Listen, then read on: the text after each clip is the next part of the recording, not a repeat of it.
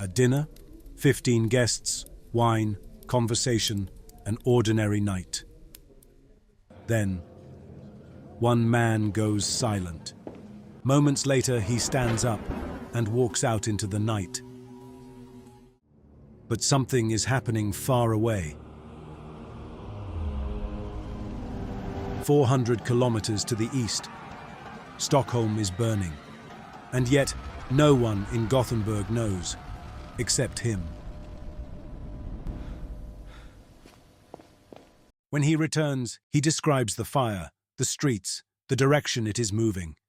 And then he says something impossible. It has stopped, 3 houses from my own home. The room falls silent. 3 days later, the confirmation arrives from Stockholm.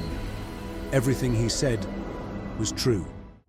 The details, the timing, the end of the fire, all verified.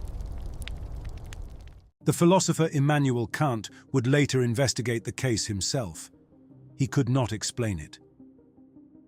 The man of the vision was not easy to define. Not a mystic, not a prophet, not a fraud. At that time, he was considered one of the most brilliant scientists in Europe, a mind shaped by reason, observation, and knowledge. His name was Emanuel Swedenborg, and what happened that night was only the beginning. Swedenborg was born in Stockholm in 1688. His self-directed education led him to master virtually all the sciences known in his time before reaching middle age. He held a seat in the Swedish House of Nobles for almost 50 years and served as an engineering advisor to the king. He designed flying machines and submarines long before they existed. He proposed theories about the formation of the solar system that were ahead of his time. He made pioneering observations about the human brain and the nervous system. Some historians would later call him the Scandinavian Leonardo da Vinci. For decades, he built an extraordinary scientific reputation, but something begins to change in 1741 when he is 53 years old.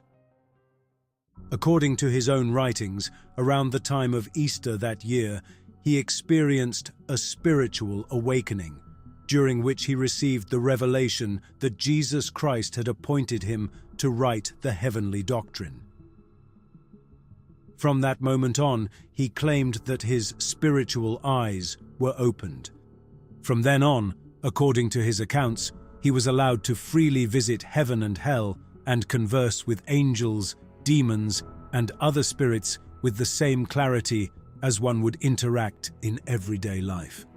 During the last 28 years of his life, Swedenborg regularly entered trance states that he learned to induce through a technique he had developed since childhood, slowing the breath until it almost completely stopped. What he did not know is that he was independently rediscovering what Hindu yogis called kumbhaka, the conscious suspension of breath as a gateway to altered states of consciousness. In his own writings, he reached a disturbing conclusion. What traditions had called angels and demons were not what people normally imagine, but something far more complex and intriguing. An idea we will explore in greater depth later. He set down in writing the hierarchies of the afterlife, the different levels of the spiritual world, and the process that the human being undergoes at the moment of death. A systematic attempt to explain what happens after death and how, according to him, each consciousness transitions into its corresponding state. And most unsettling of all, he described these experiences with the same cold, methodical precision with which he had previously studied anatomy, designed machines, or solved scientific problems. And it is here where the story of Swedenborg stops resembling that of a simple religious mystic and begins to feel strangely modern, because the more you read his writings, the harder it becomes to ignore an inevitable comparison. What is an out-of-body experience? Well, an out-of-body experience is a state of being, a state of awareness, a state of action, separate and apart from the physical body. About 25% of the population throughout the world, I guess, has this spontaneously take place that they're aware of at least once in their lifetime. No, what happens? Yeah, what happens? Well, what happens is that you as an individual suddenly find yourself, for one reason or another, apart from your physical body, and yet you can think, you can be, you can act, but your physical body is in some other location. It may be only 2 inches away or 2,000 miles away. 2 centuries before the term out-of-body experience existed, before the Monroe Institute, before modern breathwork, the neuroscience of altered states, or the popularization of astral travel, Swedenborg was already describing extraordinarily similar experiences. During his trance states, he claimed to feel his consciousness gradually separating from the physical body. Breathing became slower and slower, more subtle, until it almost disappeared. And then, according to him, something would open. He did not speak of imagination or vague symbols. He described entering completely coherent, stable, and structured environments. Places where he could walk, converse, observe architecture, encounter other intelligences, and perceive space with a clarity even greater than that of the physical world. And once again, a fascinating element appears: breathing. From the yogis of India to modern breathwork techniques, breathing has been considered one of the most powerful tools for altering human consciousness. Changing the breathing rhythm modifies brain activity, the nervous system, and the perception of one's own body. And Swedenborg seems to have discovered this completely on his own in 18th century Sweden. What yogis called kumbhaka, the conscious suspension of breath, Swedenborg had developed intuitively since childhood, observing how certain states of respiratory stillness seemed to open an entirely different inner perception. And here is where the connection with the 20th century becomes inevitable. In 1958, an American radio executive named Robert Monroe began to spontaneously experience episodes in which he felt himself leaving his physical body. Monroe documented those experiences with obsessive precision and eventually founded the Monroe Institute, dedicated to the study of expanded states of consciousness. Over time, his work led to the development of sound technologies based on brainwave synchronization, including auditory patterns and binaural frequencies designed to induce specific states of consciousness. The idea was simple, yet deeply unsettling. Guide the brain into certain internal states through sound, thereby facilitating experiences outside ordinary perception. Decades later, the Institute's research would even attract the attention of sectors of the United States government. In the 1980s, an internal military analysis known as the Gateway Experience explored the possibility of using certain brain synchronization techniques and altered states of consciousness to expand human perception beyond ordinary limits. And what is fascinating is that, seen from another perspective, Monroe was working from the outside in. External sound stimuli that modulated brain activity, which in turn influenced breathing, naturally tending towards slower, deeper, and more regular patterns. And here appears the mirror with Swedenborg. Because what he did, according to his own accounts, seemed to operate in the opposite direction. He did not begin with sound or any technology, but with the body itself. Through increasingly slow, refined, and even, in his words, almost imperceptible breathing, he appeared to induce a radical inner state of stillness that altered his perception of consciousness. 2 different paths toward the same threshold. Both, ultimately, seem to be pursuing the same thing, transcending ordinary thought and habitual states of consciousness in order to access non-ordinary modes of perception. And the deeper he went into those states, the more he arrived at a disturbing conclusion: that human consciousness is not confined to the brain, and that visible reality is only the surface of something far vaster. Towards the end of the video, we will explore a simple practice based on these principles and on the ancient Hindu technique of kumbhaka, so that you can experience it for yourself. And this is where Swedenborg's story enters truly unsettling territory. Because after decades moving through those trance states, Swedenborg reached a radical conclusion. Death is not the end of consciousness, nor is it an instant judgment. It is, according to him, a gradual awakening into another layer of reality. And what is most strange is that the world he described does not resemble the traditional religious imagination of his time. He did not speak of clouds, harps, or angels floating eternally in emptiness. He spoke of cities, of structures, of landscapes, of entire societies organized by inner states of consciousness. According to Swedenborg, when a person dies, they do not immediately awaken in heaven or hell. First, they pass through what he called the world of spirits, an intermediate region between the physical world and the ultimate dimensions of the soul. And this idea feels surprisingly familiar, because centuries earlier, Tibetan Buddhist traditions already spoke of the bardo, an intermediate state between death and the next level of existence, where consciousness passes through different visions, encounters, and mental states before moving toward its final destination. And that place feels unsettlingly like our own. People continue to feel human. They walk, they talk, they retain memories, personality, desires, and emotions. Some, he says, do not even understand at first that they have died. They simply believe they have awakened somewhere else. Swedenborg claimed to speak with countless newly departed spirits, confused people, terrified people, people fascinated to discover that they still exist. And then something else happens. Little by little, the masks begin to fall. Because in that world, it is no longer possible to hide what one truly is. Here appears one of the most fascinating and disturbing ideas in his entire cosmology: that every human being is defined by what he called their dominant love.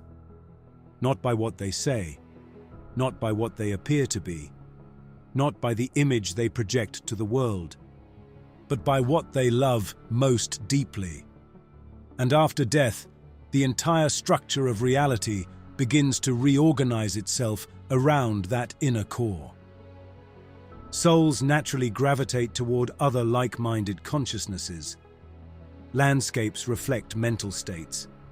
Architecture itself seems to arise from the psychology and inner vibration of those who inhabit those places. And then Swedenborg discovered something even stranger. Angels are not another species. They were not created as beings completely separate from humanity. At their core, they possess the same primordial nature as us. They are consciousnesses that, at some point, also lived human experiences. And he even suggested that some intelligences might come from other inhabited worlds in the universe. Beings that continue evolving toward ever higher states of consciousness, love, and understanding. And the more he described those encounters, the less they seemed like mythological creatures and the more like transformed intelligences. He wrote about conversations with angels who appear completely human, although they radiate a presence that is difficult to describe. They do not shine because of their physical form, but because of the state of consciousness they embody. Some seem surrounded by a living light, a luminosity that emanates from the being itself. An image that inevitably recalls certain ancient passages about Jesus, where it is described that during the Transfiguration, his face and even his garments begin to radiate light. As if consciousness, when brought to a certain state, could manifest physically as luminosity. And heaven is not a static place. It is a dynamic, living reality. Swedenborg described immense cities crossed by a light that does not come from any visible sun. Libraries, schools, gardens, temples built with impossible geometry. Entire communities organized not by power or social hierarchy, but by spiritual affinity. There, each individual finds a natural purpose, a form of service or creation aligned with their deepest essence. And then he arrived at the most revolutionary idea of all. Hell is not a punishment imposed by God. Souls are not sent there. They descend voluntarily, because for certain consciousnesses the light of heaven becomes unbearable. Those dominated by hatred, selfishness, or the obsession with power feel more comfortable among similar states. And so, little by little, they gravitate toward increasingly darker and more distorted regions. In the spiritual world, the face ultimately reflects exactly what one is inside. There is no psychological disguise. There is no social mask. Beings filled with love and clarity become extraordinarily beautiful. The elderly grow younger. The body takes on a more luminous and harmonious form. But those consumed by hatred or inner corruption begin to transform into something monstrous. Perhaps that is why, for millennia, different traditions have depicted angels as beautiful, harmonious, and immaculate beings, while demons appear deformed, grotesque, or terrifying. Because external appearance, as Swedenborg described, literally reflects the inner state of the soul. Swedenborg also spoke about time and space, because in those worlds, distances do not work as they do here. Two beings can meet instantly simply by thinking of each other. Movement responds to intention. Space is organized according to mental and emotional affinity. In that other dimension, time is not a linear sequence. It is a succession of states of consciousness. As we mentioned earlier, breathing appears repeatedly throughout the writings of Emanuel Swedenborg. And this is no coincidence. Throughout history, different traditions separated by thousands of miles and centuries of time have arrived at the same conclusion. Breathing is deeply connected to consciousness. From the ancient practices of Hindu yogis and pranayama to Zen Buddhism, the systems of Neigong developed in China, and the meditative techniques of Buddhist monks, all the way to modern methods popularized by Wim Hof, breathing appears again and again as a gateway into profoundly altered states of mind. Because breathing is not just a biological function. Breath directly influences the nervous system, emotions, the perception of time, and the overall state of the mind. When breathing becomes rapid, the mind becomes restless. When it becomes slow and deep, something inside us begins to grow still. And in the oldest traditions, that inner silence was not seen merely as relaxation, but as a threshold, an intermediate point between the body and consciousness. And it is precisely there that an ancient practice known as kumbhaka emerges. Kumbhaka is an ancient yogic practice traditionally associated with the suspension or retention of the breath. But in its original meaning, the word refers to something much deeper. In Sanskrit, kumbhaka means vessel or container, comparing the human torso to a channel capable of holding not only air, but prana, the vital energy that, according to yogic traditions, sustains life and consciousness itself. Within the practice of pranayama, the control of prana through breath, kumbhaka is considered one of the most important states. Ancient yogis described different forms of kumbhaka. Antar kumbhaka, the pause after inhalation. Bahir kumbhaka, the stillness after exhalation. And kevala kumbhaka, a far more mysterious state in which the breath seems to stop naturally on its own. But kumbhaka was never meant to be an act of force or endurance. The goal is not to resist breathing, but to enter a state of deep relaxation and inner stillness. Because according to these traditions, it is precisely in the silence between breaths, in that suspended moment where inhalation and exhalation cease, that the mind begins to quiet and altered states of consciousness become possible. Some traditions even believe that within one of these pauses or suspensions of breath, the mind can transcend ordinary consciousness entirely and enter a completely different state of awareness. Now we move on to a practice based on these principles. The objective is not to force the breath, nor to control it through tension, but to use conscious pauses to prepare the body and mind. Through this gentle rhythm, the nervous system begins to regulate itself, mental activity slows down, and the state of consciousness gradually becomes more receptive. If you wish, you can accompany this practice with soft binaural sounds, which help facilitate entry into deep states of relaxation and support the transition into slower brainwave states. With practice, you will notice that the transition into meditation becomes faster and deeper, as if the body learns to enter silence with greater ease. And now we begin. Find a comfortable posture, relaxed spine, loose jaw, eyes closed. We are going to work with a smooth and balanced rhythm. Inhale slowly through the nose, 4 seconds. While inhaling, imagine that the air not only fills the lungs, but also guides prana entering the body, expanding in a soft and conscious way. Feel how that energy distributes itself naturally. Hold the breath, 2 to 4 seconds, without tension. In this pause, allow prana to settle and redistribute throughout the entire body, as if finding its own inner balance. Exhale slowly, 6 seconds, releasing all tension completely. And after the exhale, take a natural pause, 2 to 4 seconds of complete silence. In this pause, allow the whole system to reorganize in calm without effort. This is the cycle. Inhale, pause, exhale, pause. Like a steady rhythm, like a wave that expands and contracts.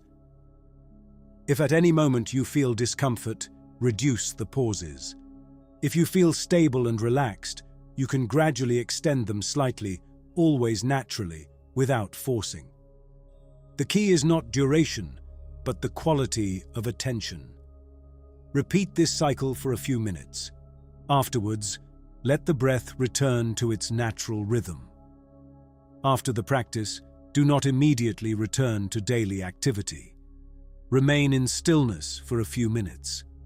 Allow the breath to become increasingly subtle, almost imperceptible, as if the body were breathing on its own.